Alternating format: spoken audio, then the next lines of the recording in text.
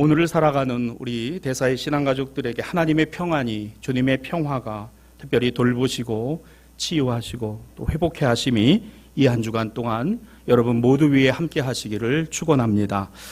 시간이 지날수록 확산 중이던 신종 코로나 바이러스, 이제는 세계보건기구에서 코로나19라고 명명을 한 정식 질환이 되었습니다.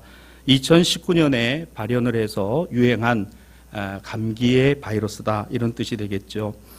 이제 우리나라가 점점 이제 이 병세에서 완연하게 잡혀가는 것을 여러분이 언론을 통해서 지켜보셨을 겁니다. 일본을 제외하고 말이죠.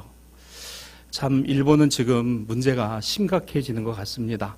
언론 보도를만 보면 아마 올 여름에 올림픽도 상당한 영향을 받을 것으로 보이고, 일본이 그렇게 위생을 자랑하고 깨끗함을 자랑했는데 이 속수무책으로 여러분 뚫리는 걸 보면요, 참 안타까움이 다가옵니다.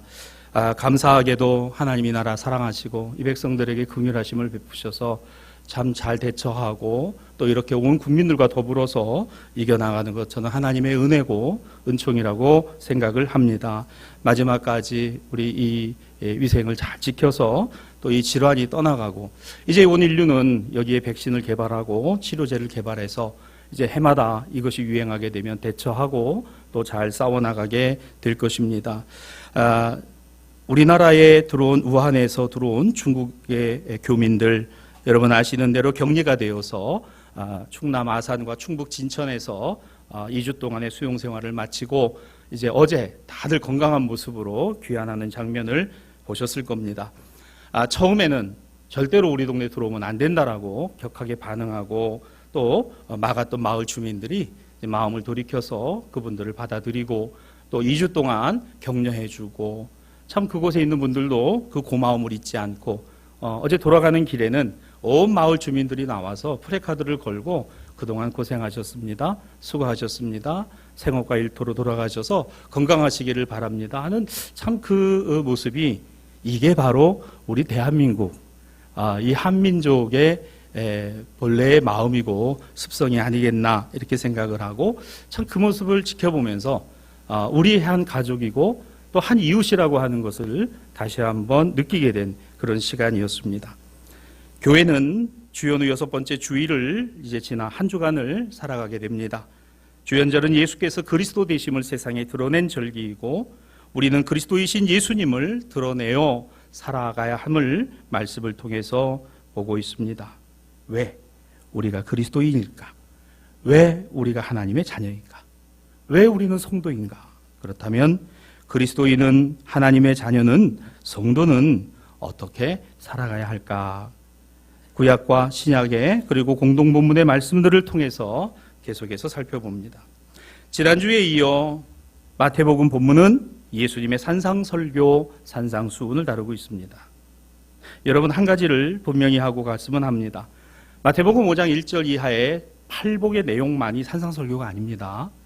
그것을 포함한 마태복음 5장, 6장, 7장 전체가 예수님의 산 위에서 행하신 설교입니다.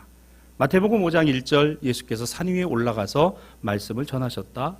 8장 1절 예수께서 산에서 내려오시니. 그러니까 여기에 들어가 있는 모든 내용이 산상설교. 이게 왜 중요할까요? 여러분 예수를 믿든 믿지 않든 기독교를 연구하고 그리스도교 신앙을 알고자 하는 분들이 연구하는 가장 중요한 태제가 바로 이 마태복음 5장, 6장, 7장입니다. 여기에 우리가 복음, 예수 그리스도만이 복음이다. 그분은 무슨 말을 하셨는가? 무엇을 가르치셨는가? 여기에 다 담겨 있습니다. 그래서 그 내용 하나하나를 보면 참 간단하고도 명료합니다. 웬만한 구절과 내용들은 우리가 쉽게 이해할 수 없는 내용은 없어요. 다 평이하게 이런 말씀이구나 라고 알 수 있는 내용들입니다.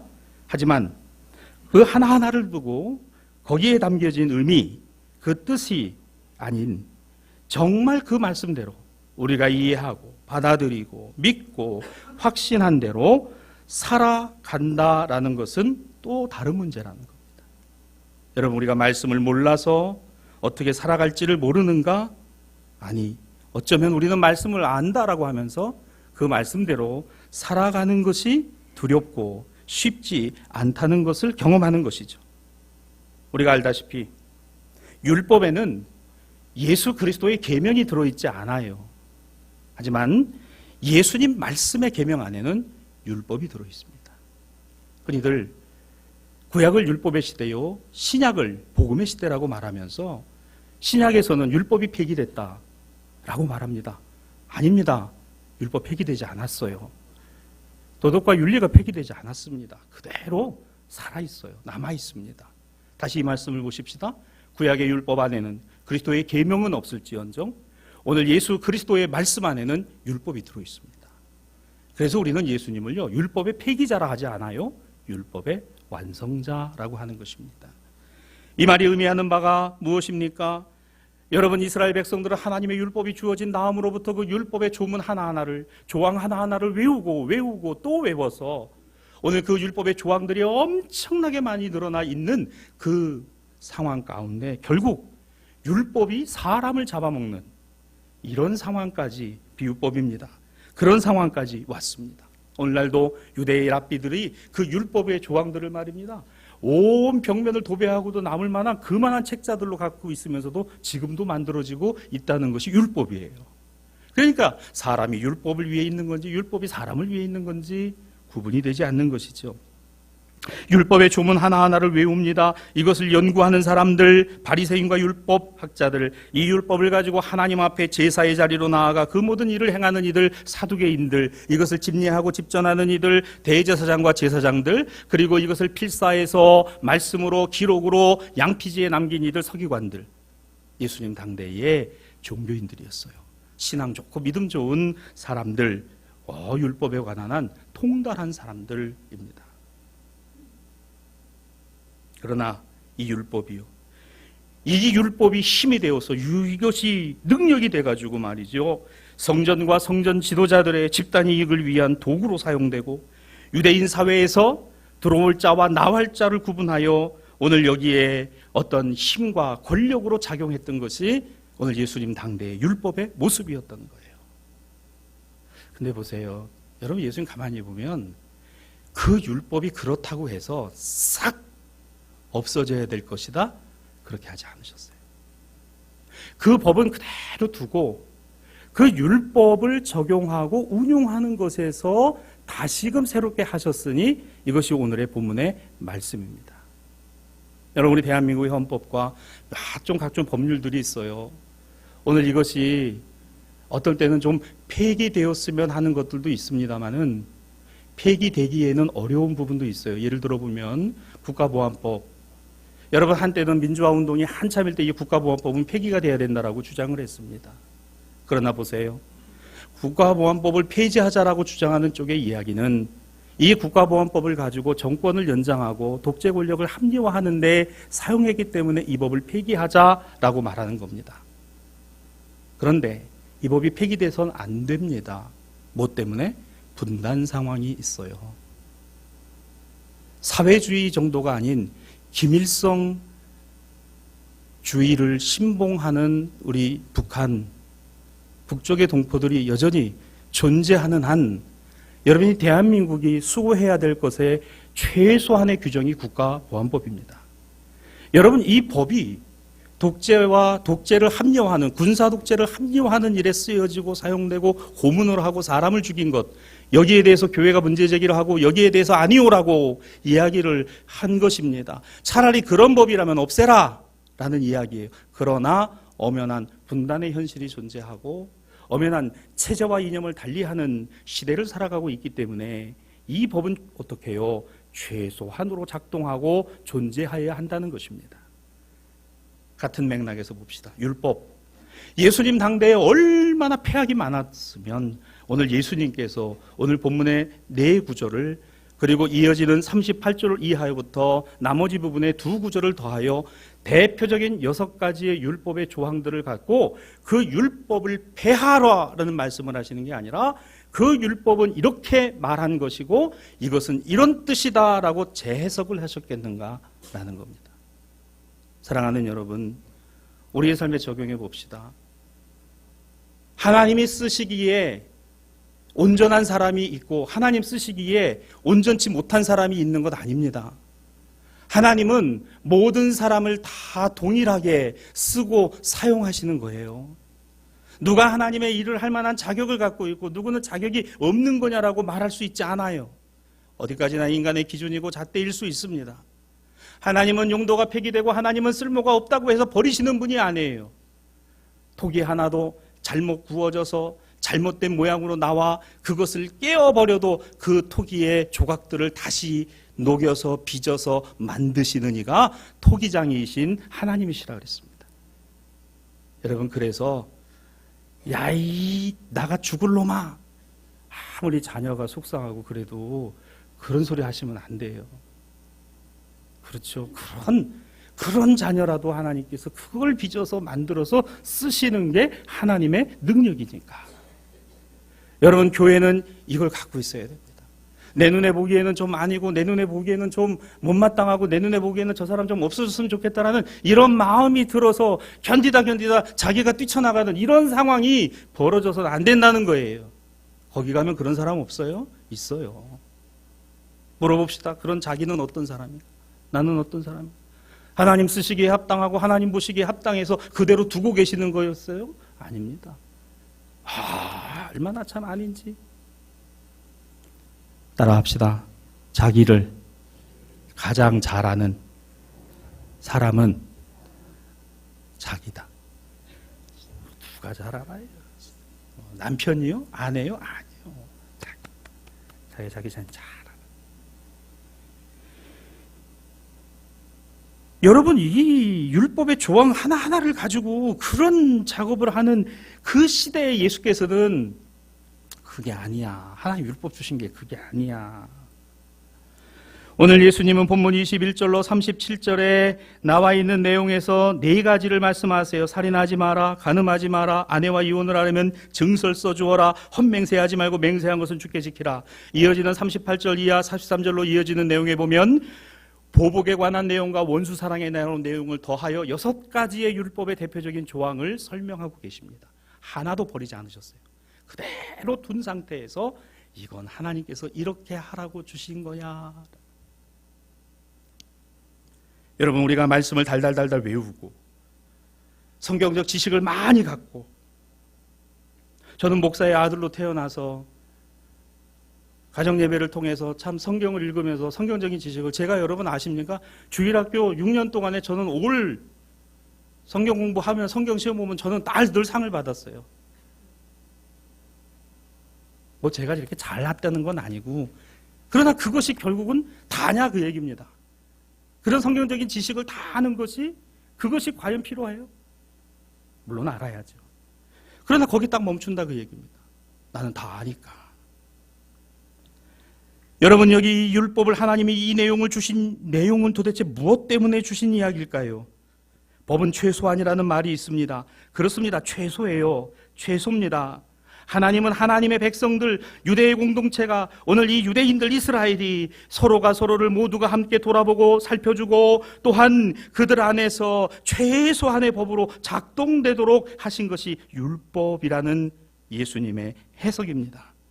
예수님은 율법의 창시자요, 율법의 완성자이시니까. 여러분, 법을 누가 잘 알아요? 법을 만든 사람들이 잘 알지요. 법을 집행하고 법의 판단을 하는 사람들이 잘 압니다.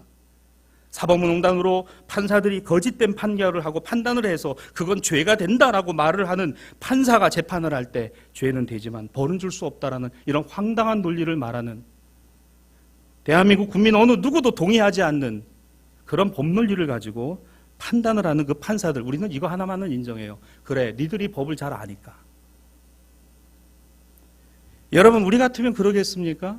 업무상 배임이나 거짓말 하나를 해도 징역을 살거나 감옥에 가는 게 이게 일반적인 재판과 판결과 양형의 기준입니다. 같은 판사라고 재판에 개입을 하고 강제징용 노동자들이나 일본의 눈치를 보면서 판결한 그 내용에 대해서 죄는 맞지만 벌은 줄 수 없다라는 이런 황당한 논리를 이야기하는 그들만의 재판과 판사들. 그러나 우리는 이건 인정하죠. 그래, 당신들이 법을 아는 사람들이니까. 안다는 것이 이렇게 위험할 수 있다는 겁니다. 오늘 예수께서 말씀하십니다. 오늘 이 율법을 도대체 하나님께서 왜 주신 것인가?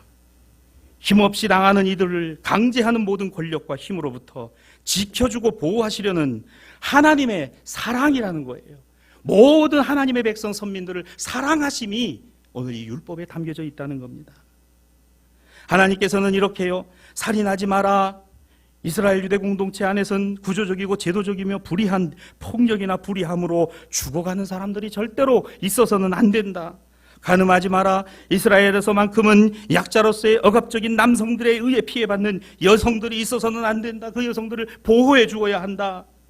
이혼 증서 없이 함부로 여인을 내치지 마라라고 하는 이 내용은 그래야 가정의 폭력으로부터, 불의한 남성들의 억압으로부터 그 연약한 여자들을 보호해 줄 수 있으니까 이 율법을 세우신 겁니다.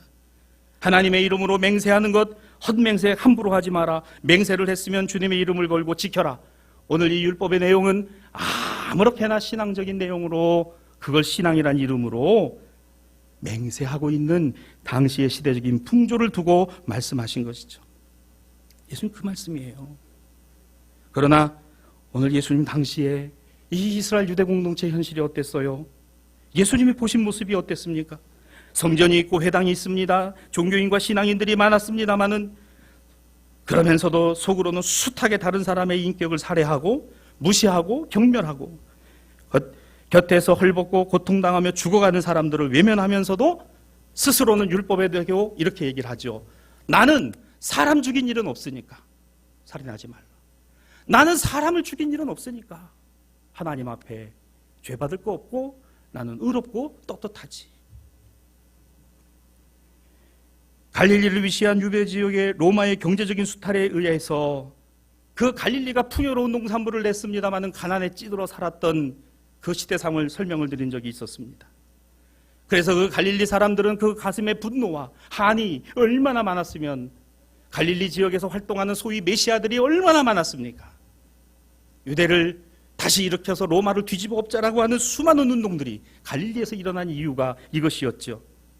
어떤 지역에서는 어떤 여인들은 너무 가난에 찌들어고 내몰려서 이 로마와 헤롯의 이 권력의 힘 앞에서 먹고 살 일이 없게 되니 먹고 살 방법이 없어 몸을 팔아서 살아가야 되는 유대와 갈릴리의 수많은 여자들이 존재하고 있음에도 불구하고 그런 여자들을 끌어다가 돌로 쳐 죽이는 율법을 예수님께서는 목도하고 보시고 계셨던 겁니다. 그러면 얘기합니다. 나는 간음하지 않았으니까 죄를 짓지 않았다라고. 소위 극우 민족주의에 매몰된 일부 대학의 교수들이 일본 식민지 시대에 위안부로 끌려간 우리의 할머니와 우리의 누이들을 향하여서 몸을 판 여자들이라고 막말을 쏟아내요. 좋습니다. 강제로 끌고 간 그러한 내용뿐만 아니라 몸을 팔 수밖에 없는 상황을 주목하지 않는 그러한 학자와 교수들의 논리가 얼마나 궤변이냐 그 얘기예요. 식민지가 아니었으면 우리의 누이와 할머니들이 몸을 팔아갈 일이 있었겠습니까? 쌀을 전부 수탈해가고 전부 이 호남선을 통해서 이 남해선을 통해 가지고 쌀을 전부 다 전라도 곡창지대에 나오는 쌀들과 숟가락 밥그릇까지도 전부 끌고 가서 태평양 전쟁에 대동아 전쟁에 사용했던 일본은 그러면서 우리의 누이와 우리의 할머니들을 끌고 가서 군의 위안부로 사용을 하면서 뻔뻔하게 이거를 부정합니다. 그러면서 일부 극우에 매몰된 이런 사람들이 자신이 돈을 벌어 잘 살기 위해서 몸을 팔았던 여자들이라 비난을 하고 욕을 하면서 식민지가 아니었으면 그랬겠어요? 일본의 수탈이 아니었으면 그랬겠느냐고. 여러분, 이게 오늘의 우리 시대의 자화상이고 우리의 모습입니다. 예수님 당시의 모습도 그러했어요. 하나님의 이름을 두고 감히 맹세하여 하나님께 영광을 돌리는 일이 아니라 자신의 이익을 취하고 그러며 면죄부를 받는 일이 횡행했습니다. 신앙의 이름으로 불의함으로 정의를 포장하고 그러면서 자신의 이익을 사취하는 일에 매몰렸던 사람들, 오늘 그게 당시 쓰여지던 율법의 모습이었다는 겁니다. 여러분, 이게 예수님 목도하신 모습이에요. 야, 하나님께서 율법을 주신 일은 너희가 애굽에서 나와 광야를 지나 가나안 땅에 들어와서 그 율법을 통해서 이 이스라엘 유대 공동체가 하나가 되고 가난한 이와 억압받는 이와 불의한 이와 그리고 사회적 약자들이 없이 모두가 다 한 공동체, 한 우물에서 한 성령을 마시고 한 하나님의 백성이 되기를 원하신다는 것을 너희가 왜 모르느냐라는 게 예수님의 해석이에요. 율법을 두고 하신 해석입니다. 우리는 지난주에 놀라운 뉴스를 접했습니다. 대한민국 영화가 프랑스 칸에서 칸느 영화제에서 황금 종려상을 수상을 한, 그것도 대단한 일인데, 이 작품이 미국에 건너가 아카데미라고 하는 전 세계 최고 권위의 상을 4개 부문이나 석권을 한 내용입니다. 오늘 그 영화의 이름이 기생충, 패러사이트라고 하는 제목입니다. 이 단어를 찾아보시면 우리가 흔히 알고 있는 그러한 어떤 우리 몸 안에 기생하는 어떤 생물로서의 기생충의 단어가 아니라 기생하는 것, 기생하는 물건이라는 뜻이 담겨 있어요. 어떤 차이가 있나요? 이 단어는요, 생명 없는 걸 얘기를 합니다. 뭘 말할까? 반지하방, 서울의 반지하방에서 오늘 네 식구가 피자 가게에 피자 박스를 접으면서 오늘 그 가난의 굴레를 벗어나고 싶은 그러한 욕망. 자식들, 남매는 직장이 없습니다. 학교에 진학을 하지 않았어요. 그러면서 그곳에 살아가는 그들의 자화상과 그들의 모습들. 와이파이를 잡기 위해서 그 반지하방에서 그 와이파이를 잡기 위해서 움직이는 모습들.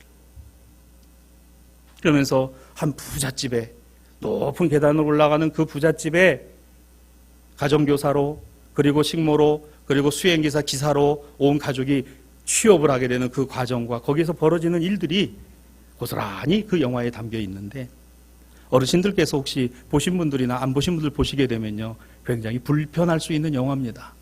과거 정권 같았으면은, 그래서 이 감독이나 배우들을 좌파다라고 찍었죠. 좌파요? 여러분, 그게 좌파가 아닙니다. 우리 현실이에요. 현실입니다. 오늘 계급 사이의 구조와 갈등들, 계급화되어 있는 이 내용은 현실이에요. 이거 부정할 수 있는 거 아닙니다. 전 세계가 공감하고 여기에 박수를 보내고 오늘 거기에 같은 공감의 언어로 화답했다는 게 무엇을 의미하는지 아십니까? 이게 우리나라만의 일이 아니라 어느 나라에서든지 일어나고 있는 일이고 어느 곳에서든지 벌어지고 있는 일이기에 모든 사람들이 비록 자막이라 하더라도 화면의 언어만을 가지고서 같은 마음을 갖고 같은 생각을 품었다라는 겁니다. 여기에 이 상이 주어진 거예요. 여기에서 이야기하고 싶은 게 무엇입니까? 여기에서는 다른 어떤 내용보다도 바로 그겁니다. 오늘 우리의 현실 안에서 힘없는 이들이, 그들이 정말 추구하고 바라는 것이 무엇인가를. 사랑하는 여러분, 오늘 우리의 삶과 신앙과 믿음 안에서 우리가 어쩌면 종교인과 신앙이라는 타이틀을 가지고 하나님 앞에서뿐만 아니라 사람들 앞에서 나는 죄가 없고 나는 의롭다라고 말하며 살아가고 있지는 않습니까? 다른 사람에게 상처를 주면서 고통을 주면서도 마치 내가 피해자이고 내가 그 교회에서 고통받았고 힘들어서 나는 교회를 옮길 수밖에 없었다는 이런 말을 하고 있는, 도대체 그 신앙과 믿음의 중심엔 뭐가 있습니까? 내가 피해자고 나는 그래서 힘들었고 어렵다.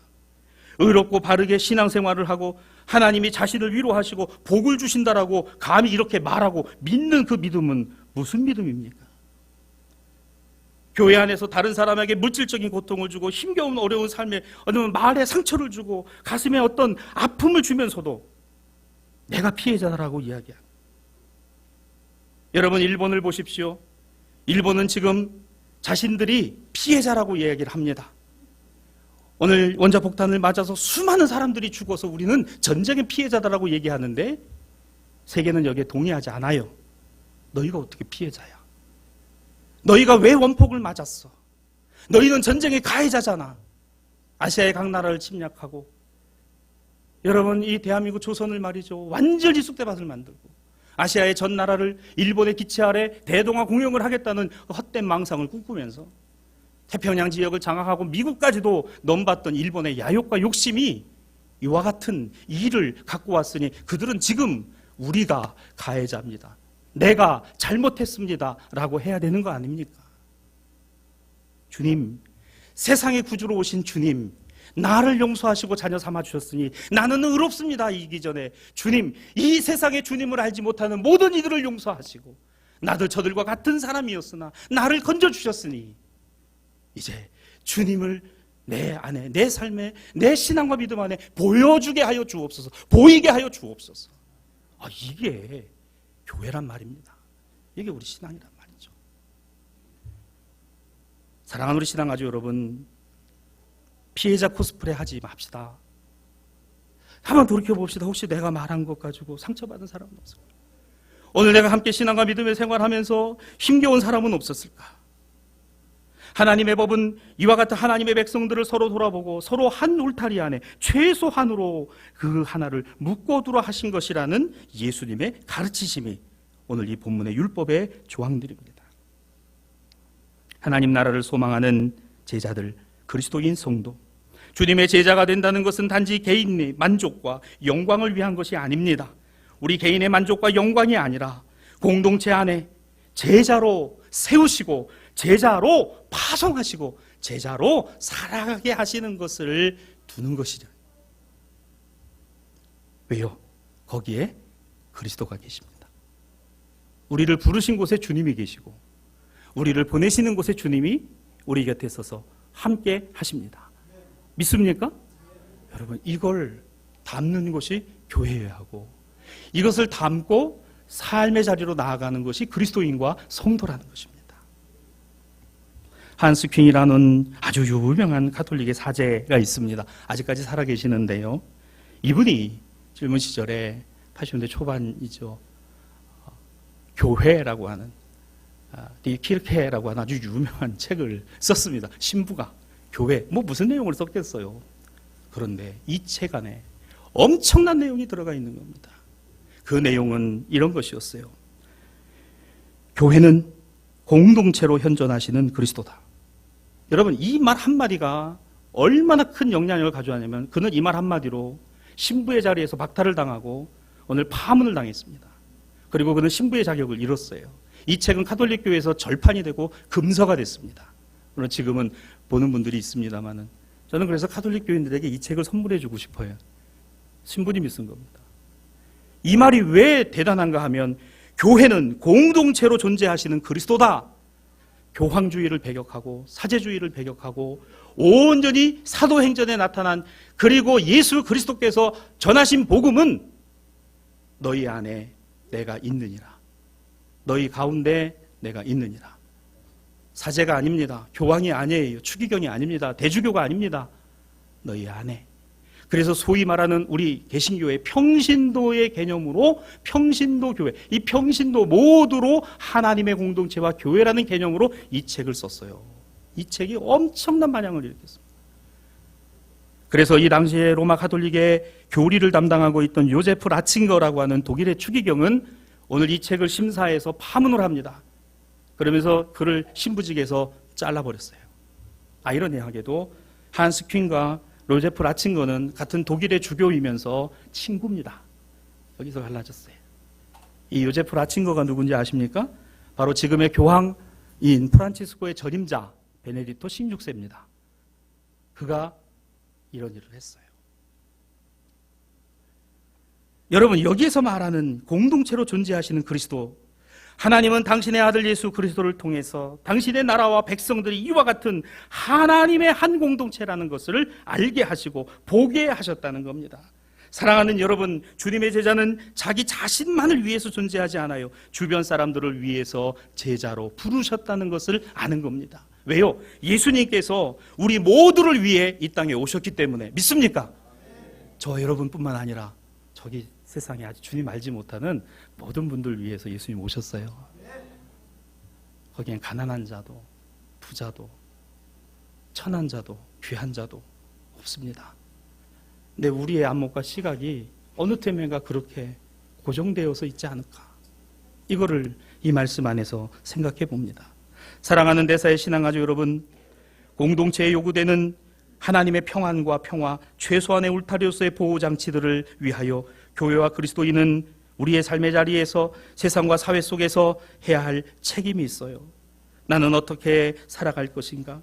나는 어떻게 그리스도인으로 하나님의 자녀로 살아가야 하는가? 신앙적 질문입니다. 따라합시다. 어떻게 살 것인가? 그렇습니다. 이 어떻게 살 것인가가 세속적 질문이 아니라 신앙적 질문이 될 때는 내 안에 그리스도가 계실 때입니다. 주님, 내가 그리스도인으로 성도로 어떻게 살아가야 할까요? 어떻게 살아가야 할까요? 우리의 행동이 우리가 누군가에 대한 것만이 아니라 우리가 속한 교회가 품고 있는 예수 그리스도가 어떤 곳이고 누구인지를 드러내는 것 아닐까요? 내 개인의 삶이 그것만으로 끝나는 게 아니라 이 삶을 통해서, 이 삶의 모습을 통해서 교회가 어떤 곳이고 교회가 품고 있는 그리스도가 누구이신지를 보여주는 것이 아니겠느냐. 거기에 우리 교회가 있고 또 저와 여러분이 있습니다. 이것을 우리는 공동체에 존재하시는 그리스도, 공동체에 현존하시는 그리스도. 사랑하는 우리 신앙아주 여러분, 주님의 제자 그리스도인과 성도는 결코 혼자가 아닙니다. 혼자일 수가 없습니다. 왜요? 하나님의 구원과 예수님 복음의 핵심이 뭘까요? 내가 너희와 항상 함께 있을 것이다. 우리와 함께 하신다. 그 이름을 예수라 하라.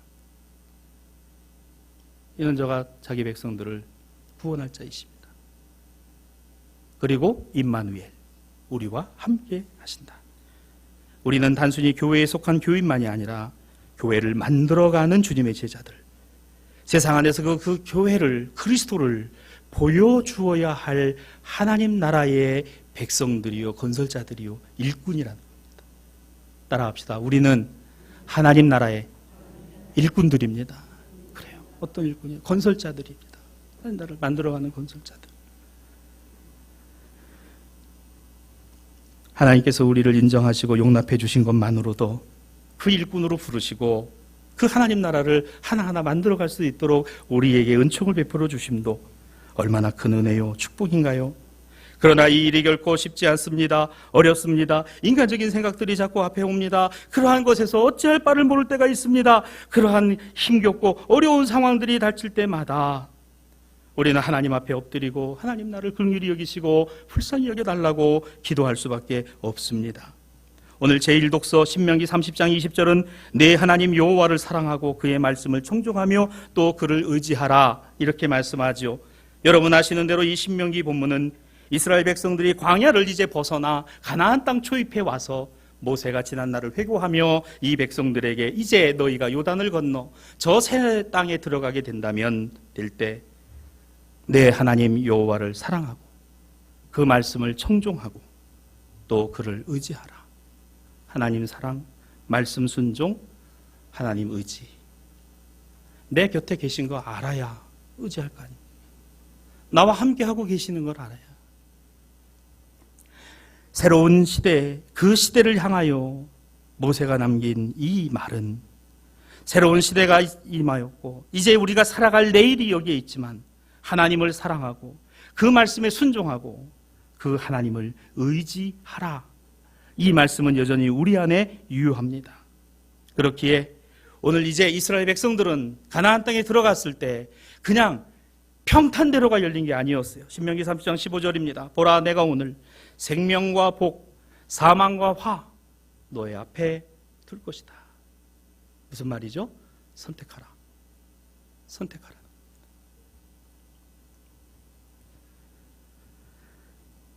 어떻게 해야 하나? 무엇을 따라 사느냐? 어떤 의로움을 추구하며 살 것이냐?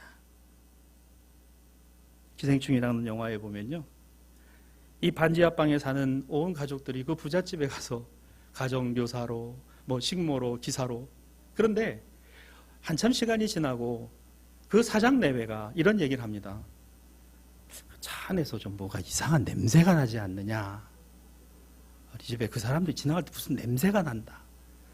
그 집에 아주 작은 아들도 그 선생님에서 나는 냄새가 저기 아줌마한테도 나네, 이런 대사가 나와요. 저녁에 그 사장 부부가 그런 얘기를 합니다. 그 무슨 냄새라고 할 수 있을까? 왜 있잖아, 지하철 타면 그 사람들 많은데 나는 냄새, 그 버스 타면은 나는 냄새, 그 냄새 같은데, 아 여보, 나는 버스를 타본 지 오래돼가지고 그 냄새가 뭔지를 모르겠는데 그런 것 같으네. 여러분, 이 대화를 듣는 그 반지 앞방에 사는 이분들이요, 냄새를, 무슨 냄새가 난다는 거지? 무슨 냄새가 난다는 거지? 여러분, 그만큼 한국 사회가 이렇게 벌어져 있고, 근데 이게 전 세계적으로 지금 그러하다는 거예요. 여러분, 이 갭을 메꿀 수 있는 건 어떤 정당이나 정치인이 아닙니다. 오직 그리스도의 교회뿐입니다. 가난한 자나 천한 자나 부유한 자나 있는 자나 누구나 할 것 없이 헬라인이나 로마인이나 자유자나 노예나 그리스도 안에 하나이니라. 여러분, 이 그리스도의 복음이, 이 복음이 얼마나 귀한 복음인가를 여러분 한번 생각해 보시죠. 예수님이 이 복음을 이루시기 위하여 로마를 타도하자, 헤롯을 끌어내리자, 황제를 죽이자, 아니에요. 십자가에 당신이 올라가셔서 내가 죽을게. 이게 복음의 역설. 여러분, 지는 게 이기는 거예요. 죽는 게, 내가 죽는 게 아니라 내 안에 그리스도와 함께 죽고 내가 그리스도와 함께 산다, 바울이 고백하는 것처럼 말이죠. 자존심에 스크래치가 나고 상처가 받았다고 해서 신앙 다 팽개치고 내 생업의 일에 하나님이 도우시지 않는다고 나 신앙과 믿음 버리겠다고. 여러분, 생명과 복이 사망과 화가 너의 앞에 있나니, 신명기 3장 15절에 분명히 오늘 모세는 이스라엘 백성들이 얘기했습니다. 선택하라. 생명과 복의 길이냐, 사망과 화의 길이냐. 어떻게 해야 할까요? 인생은 선택이다. 선택으로 결정은 됩니다. 선택했으면 그 책임이 우리에게 있어요. 하나님을 사랑한다는 것은 그의 말씀을 듣고 의지하고 행하며 사는 것을 말합니다. 말씀을 듣고 의지하고 행하며 사는 모든 이유는 하나님을 사랑하기 때문이어야 한다는 것입니다. 그래요. 하나님을 사랑하기 때문에 듣는 거예요. 의지하는 거예요. 그리고 행하는 것입니다. 여러분, 사랑하면, 사랑을 알고 사랑 안에 있으면요, 따르고 듣고 순종합니다. 그리고 믿어요. 그리고 의지합니다. 누가 뭐라도요. 이것이 인간을 지으신 하나님의 방법입니다. 사랑만큼 귀한 것이 있을까? 우리의 사랑도 그렇게 귀할진데 하나님이 우리를 사랑하시는 그 사랑은 저 십자가에 두신 예수 그리스도에게서, 이것을 믿거나 아니 믿거나 그 말씀을 따라 살거나 살지 않거나 우리 각자 개인의 몫입니다. 개인의 자유로운 선택과 그 결과 또한 개인의 몫이고 책임입니다. 사랑하는 여러분, 기억하십시오. 우리에게는 선택할 자유가 있지만 인생을 마음대로 살 권한은 우리에게 없어요. 우리에게 주신 것은 선택의 자유지만 네 인생 네 마음대로 살아라라고 하나님이 하신 적이 없습니다. 뭘 붙들고 살아가십니까? 사랑 하나를 가지고 살아가는 인생, 오늘 그 사랑 가운데 계시는 하나님이 오늘 그 안에서 때로는 부딪히고 때로는 갈등하고 때로는 상처받고 때로는 무릎을 꿇어야 되고 무릎팍이 깨져도 그 자녀를 끊임없이 사랑하시는 하나님의 사랑, 그 사랑을 알고 깨닫고 믿기를 원하십니까? 십자가를 보십시오. 디트리 보네포 목사님은 이 산상설교를 이루는 공동체는 도대체 어디에 있을까라는 질문에 그의 책 나를 따르라 나 폴게라고 하는 책에서 이렇게 그는 말했습니다. 바로 십자가 아래에 믿음의 공동체는 십자가에 못 박히신 분을 보며 거기서 죽으신 그분을 보며 그분을 살리신 그 하나님을 또한 본다. 교회는 십자가에 달리신 그분과 더불어 모든 것을 잃고 그분과 더불어 모든 것을 얻는다 라고 했습니다. 누가복음 23장 33절과 39절로 43절의 말씀에 보면 예수의 십자가 좌우편에 두 행악자가 있다고 그랬습니다. 하나는 우편에 두었고 하나는 좌편에 있다고 했습니다. 한 사람이 말합니다. 네가 그리스도가 아니냐? 너와 우리를 구원해봐라. 그러자 반대편의 사람이 말합니다. 그 사람을 꾸짖으며 야, 너와 나는 죄를 받는 것이지만 너 하나님 두렵지 않느냐? 우리는 우리가 행한 일에 보응을 받는 것이지만 이 사람이 행한 것은 무슨 죄가 있어서 이와 같은 일을 당하느니 너 아느냐? 그러며 예수여 당신 나라에 임하실 때 나를 기억해 주옵소서. 오늘 네가 나와 함께 낙원에 있느니라. 물어보십시다. 하나는 우편에 하나는 좌편에 두신 이 두 사람의 대화, 예수님과의 대화 속에 누가 예수님을 비방했을까요? 누가 예수님에게 이 고백을 하고 낙원에 이르는 축복을 받았을까요? 우익입니까? 좌익입니까? 성경에 그게 안 나와요. 우편과 좌편에 두셨지만 도대체 어느 쪽에 강도가 이 얘기를 했는지 안 나온다 그 얘기입니다.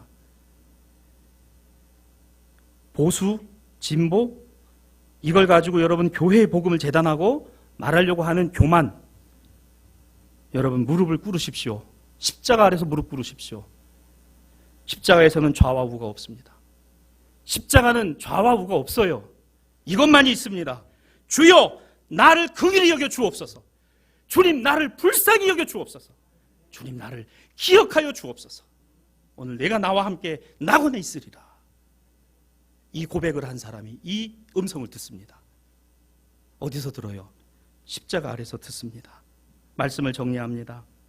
사도 바울은 오늘 제2독서 고린도전서 3장에서 공도 교회 안에 분쟁이 있대요. 은혜 충만하고 성령 충만하고 은사 충만한.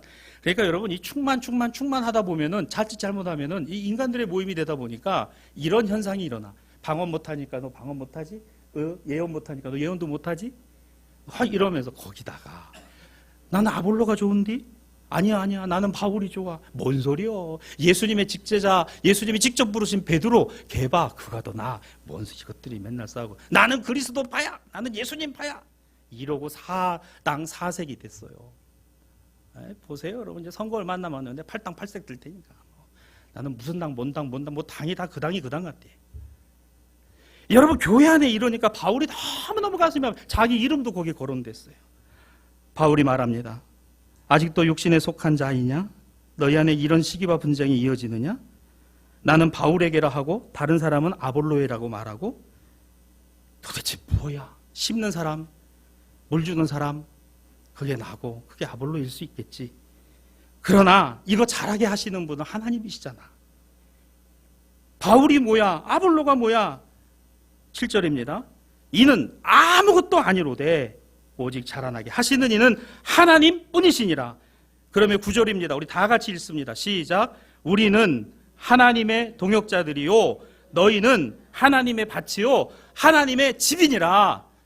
바울이나 아볼로나 우리는 하나님의 동역자고 너희는 고린도 교회 하나님이 너희를 부르시고 성도로 세우신 너희는 하나님의 밭이고 하나님의 집이야. 결론 하나님의 것이야. 우리 다 하나님의 것이야. 저는 여기에 이 말씀에 또 하나를 생각해 봅니다. 바울은 자기 자신의 기득권을 포기했어요. 아볼로와 같이 놓고 포기해버렸습니다. 뭘 말합니까? 아볼로는 바울에게 은혜를 받은 사람이에요. 바울이 왜 고린도 교회를 목회를 했어요. 그런데 여기에 깨끗하게 나 아무것도 아니야. 아무것도 아니야. 여러분 오늘 여기 결론의 9절의 말씀을 저는 결론을 삼고자 합니다. 우리는 그렇습니다. 우리 대사교회는 우리 교회는 하나님의 동역자들입니다. 모두가 말이죠. 너희는 누굽니까? 우리 교회 바깥에 봅시다. 너희는 아직 주님 알지 못하고 주님 모르는 저들은 하나님의 밭이 되어야 하고 하나님의 집이 되어야 하니까 이 모두가 다 하나님의. 여러분 이걸 오늘 우리의 결론으로 삼고 십자가 아래에서 이 신앙과 믿음으로 세워지는 우리 신앙가족들이 되고 우리 교회가 되기를 주님의 이름으로 간절히 축복합니다. 고마우신 아버지.